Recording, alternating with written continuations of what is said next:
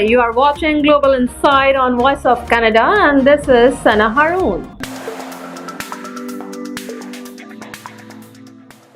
Footage from Arizona as monsoon rainwater carrying debris from a wildfire burn scar flowed through the streets and Flagstaff for the third day in a row on July 15th. Oh my God! Oh my God! Please come inside!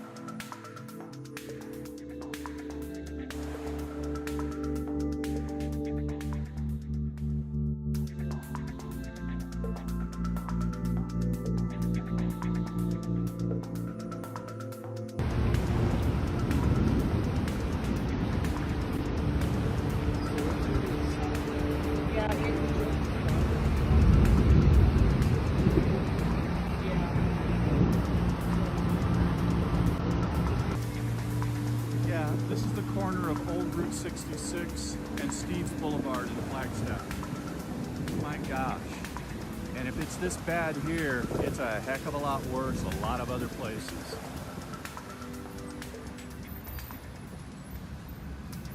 You can see it rising over the curb there. And that's, what, an 8-inch curb?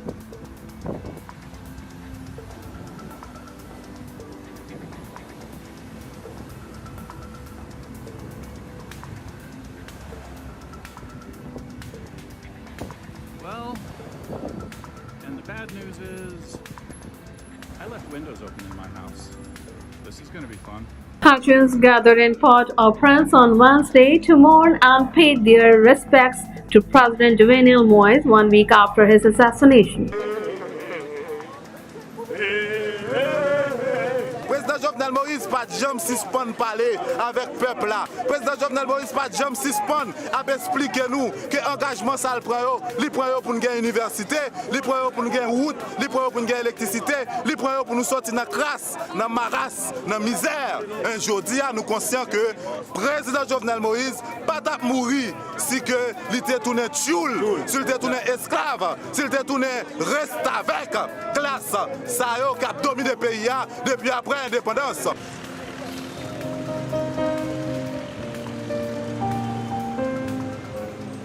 Aujourd'hui, nous-mêmes, nous venons commémorer mémoire générale là, martyr là. Nous venons commémorer mémoire président Jovenel Moïse pour nous montrer l'attachement, pour nous montrer l'amour, pour nous montrer l'affection, pour nous montrer la compréhension, pour nous montrer qui ça fait nous mal et qui ça nous comprend la bataille que nous menons aujourd'hui. Nous dit, nous ne pas abandonner.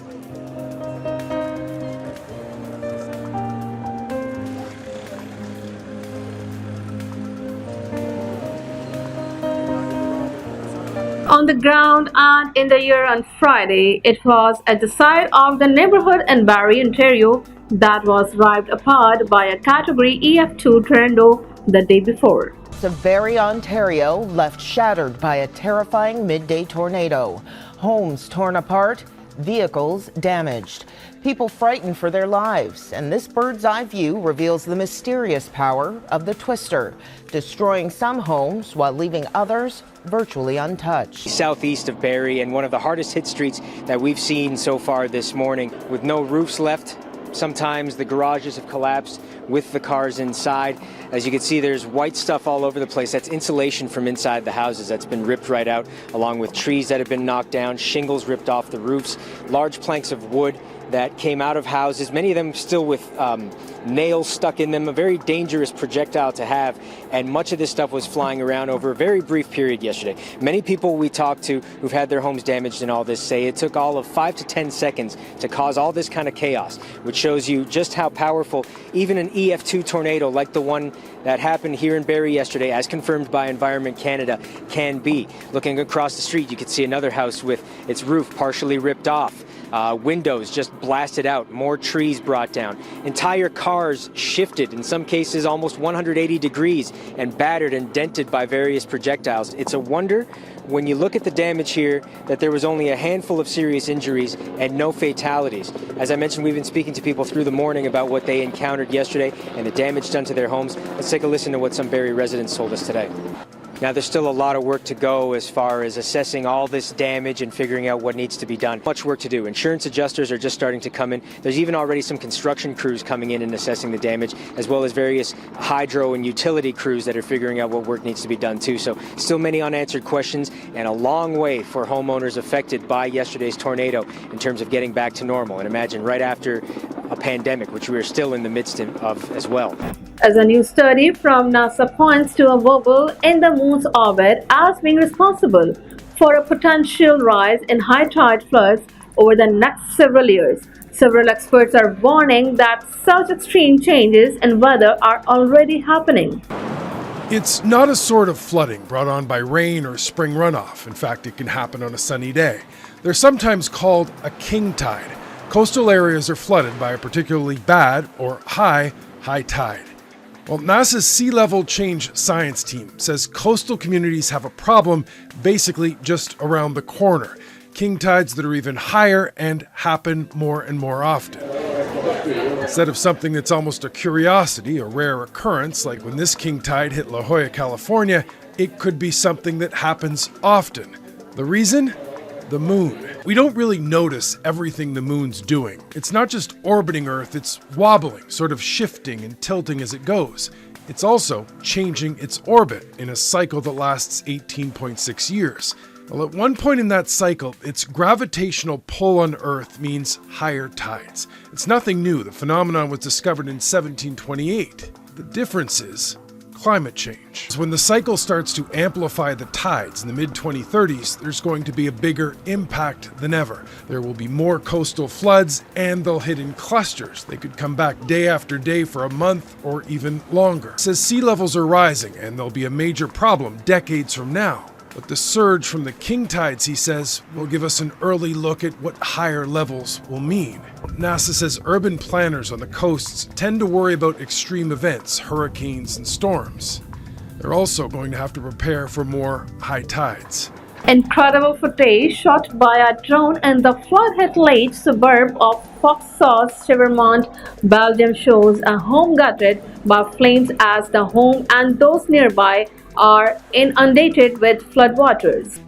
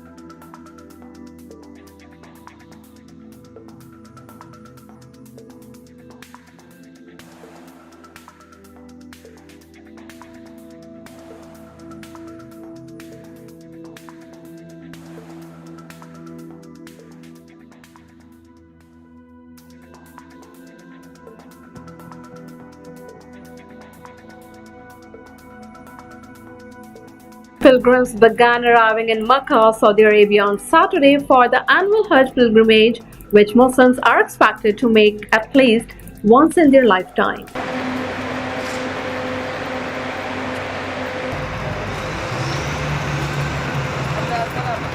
حسرة في قلوبهم فاعف عنهم واستغفر لهم وشاورهم في الأمر.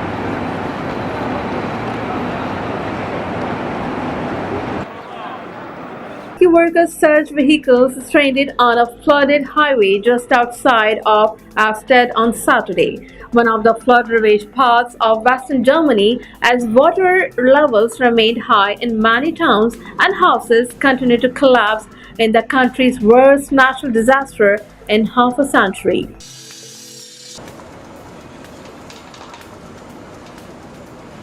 Bisher haben wir zum Glück noch keine Insassen gefunden.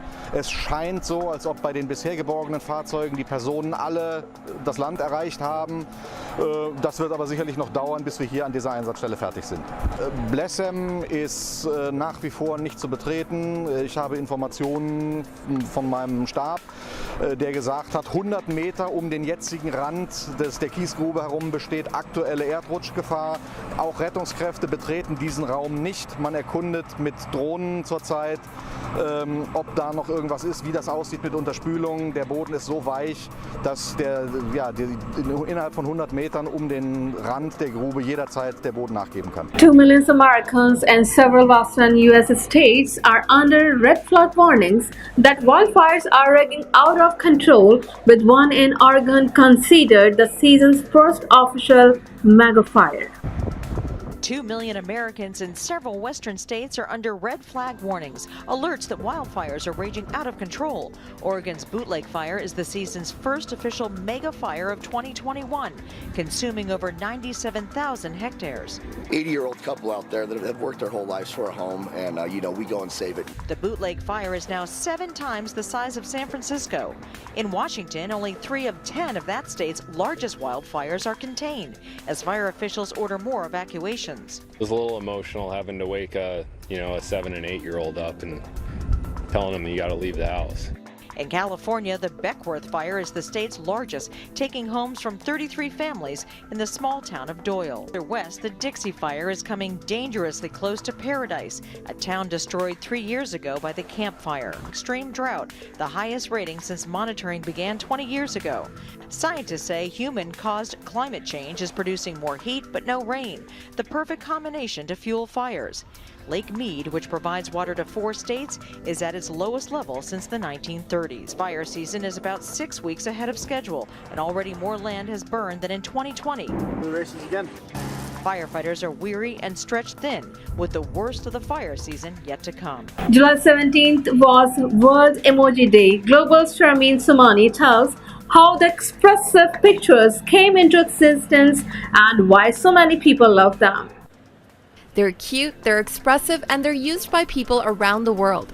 We're talking about emojis. Communications professor Jeff Hayden says the cartoon representation of reality, such as emojis, is not a new concept. It's been used in systems of expression really since the beginning of language, or written language anyway. Before emojis, we had emoticons, which are punctuations that formed smileys and sad faces. Emoticons were created in 1982 after computer scientist Scott Fellman suggested using them to help clarify people's tones in their messages. Then came Japanese-born emojis in 1999, more colorful and elaborate images created by telecommunications planner Shigetaka Kurita. A greater certainty of getting your point across. Although emojis make it easier to understand a person's tone and emotion, Hayden says it only works with simple sentences. You drift into more complex, more abstract conversations, and then all of a sudden, the cartoons aren't really doing the job anymore. Bolton says emojis can often express a person's body language. Research assistant Professor Mayank Kejriwal released a study last month which looks at how people around the world use emojis. His team looked through 1.5 billion tweets used in 2016 from 30 countries, including Canada. How similarly people express themselves using emojis. Very heartwarming, to be honest. I mean, it made me feel like part of a big global community. But just as easily as emojis can bring us together, they can also tear us apart if used negatively. Assistant Professor of Psychology Isabelle Boutte worked on a study that looks at the impact of using negative emojis in text messages. And that's why Boutte recommends being mindful when using negative emojis. Thai police fired a water cannon, tear gas and rubber bullets on Saturday to stop protesters from marching on the office of Prime Minister Prayut Chan-o-cha, calling for him to resign. อยากให้หยุดทุกอย่างหยุดแต่เขาไม่หาเหตุผลที่จะแก้ในต้นเหตุให้ได้ครับผมเข้าใจว่าตอนนี้มันเสี่ยงเพราะโรคมันระบาดเยอะเราพยายามป้องกันตัวทุกอย่างถุงมือหน้ากากแก๊สทุกอย่างครับผมกันทุกอย่างเพื่อให้มันเกิดผลกระทบต่อเราน้อยที่สุดครับถ้าเราไม่ทำอะไรอย่างเงี้ยมันก็จะยังเป็นคงแบบนี้ต่อไปเราต้องการบริหารที่มันแบบup to date หน่อยคือดูชาวบ้านกันบ้างว่าไปถึงไหนแล้วไม่ใช่ว่ายังจะคงแบบเขาเรียกว่าdictator เนาะก็แบบเราก็รู้สึก disappointed มากค่ะที่เรามาอยู่ในสถานการณ์ที่เห็นคนไทยแตกแยกอย่างเงี้ย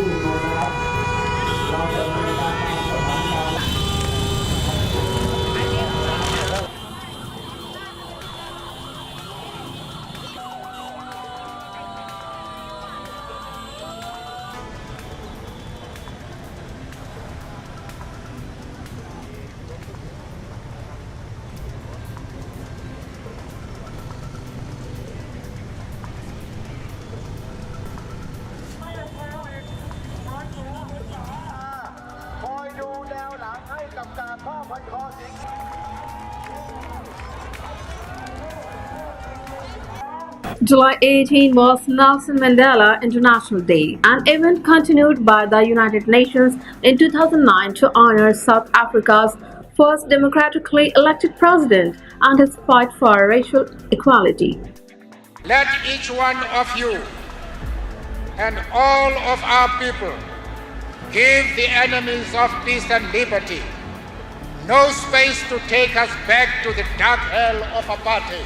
Powerful words by anti-apartheid activist Nelson Mandela, still remembered by many. Geography professor Thembela Kepi grew up in Cape Town, South Africa, idolizing Nelson Mandela, who also lived in the capital.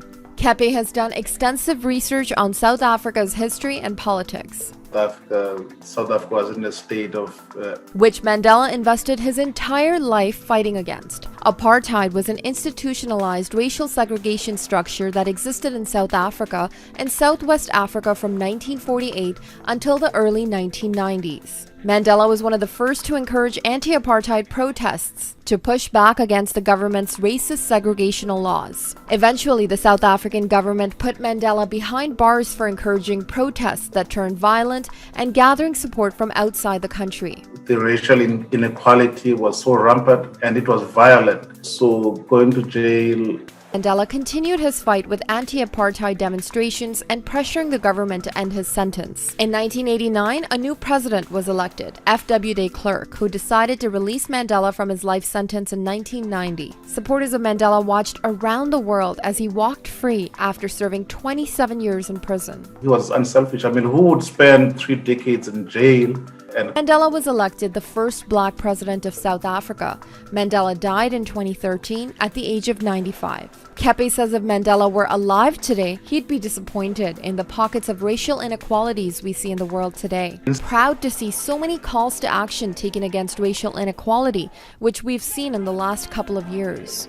No justice! No peace! Keep watching Global Insights on Voice of Canada. For further updates, visit our website voiceofcanada.tv.